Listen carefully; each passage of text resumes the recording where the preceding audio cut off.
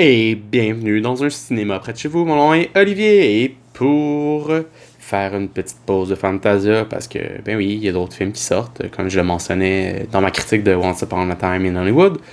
Ce vendredi, il y a un petit film de la franchise de Fast and Furious qui sort au cinéma, c'est Hobbs and Shaw. Dans le fond, on prend deux personnages qui existaient dans l'univers et on fait une espèce de spin-off avec ces deux personnages-là pour faire un film d'action complètement déjanté qui se peut pas, qui reprend beaucoup de films qu'on a déjà vus par l'intrigue qui est en particulier. En gros, l'histoire, c'est ces deux personnages-là, Hobbs et Shaw, qui sont pas de bons collègues, qui saillissent la face. Et il y a une menace internationale parce qu'il y a un virus qui pourrait anéantir le monde. Mission impossible! Et dans le fond, ils sont appelés sur le terrain à essayer de retrouver cette personne-là qui possède le virus, qui sa tête est mise à prix en tant que telle. On va résumer de même par les organisations secrètes gouvernementales à travers le monde. Donc on a Hobbs qui vient des États-Unis et Shaw qui vient de l'Angleterre. Et on se rend compte que c'est la sœur du deuxième protagoniste qui est Shaw. Et là, toute une petite péripétie, plein d'actions qui se passent. Ça ressemble à beaucoup de films, comme je disais. Il y a beaucoup d'influences de Mission Impossible. Si vous êtes habitué de voir les Fast and Furious, surtout comme le dernier, parce que c'est lui que j'ai le plus en mémoire, Fast 8, il y a beaucoup de choses qui se peuvent pas, des cascades rocambolesques, explosives, il y a un facteur qui s'appelle la gravité qui semble des fois pas exister. Mais c'est tellement divertissant, c'est le genre de film que tu mets ton cerveau à off, puis que tu embarques dans le film et tu te laisses aller parce que ça commence avec de l'action, un petit peu de blabla juste pour mettre en situation, encore de l'action, encore de l'action, encore de l'action. Même dans les trucs qui se peut pas, la météo et la nuit, le jour ne se peut pas dans le film parce que sans trop en révéler vers le combat final, ça commence la nuit, puis en quelques minutes, il fait gros soleil comme s'il était midi.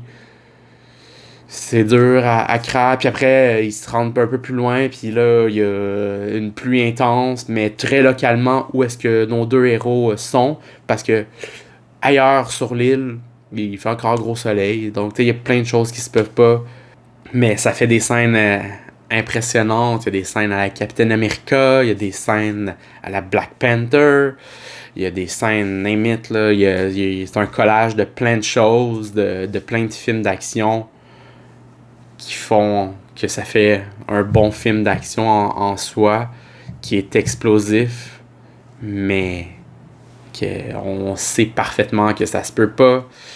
Puis évidemment, le scénario est prévisible, comme ça se peut pas, parce que tu te dis on se fait présenter comme quoi ils s'aiment pas la face, mais finalement ils vont être obligés de travailler ensemble, on s'apprécie, mais est-ce qu'ils s'apprécient vraiment?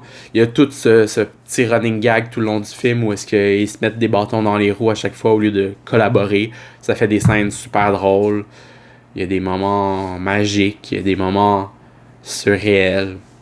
Dans les autres personnages, il y a Idris Elba qui fait le vilain, qui fait un vilain qui se peut presque pas parce qu'il est augmenté de technologie, un peu à la cyberpunk, mais de nos jours. Ça fait un espèce de gros clash avec nos deux protagonistes qui sont, oui, The Rock, surhumain par sa grosseur et ses muscles, et Jason Statham qui est aussi surhumain presque, mais ils se battent contre une personne qui est robotisée, cybernétique. Ça fait un déséquilibre, mais finalement il n'y a pas un déséquilibre.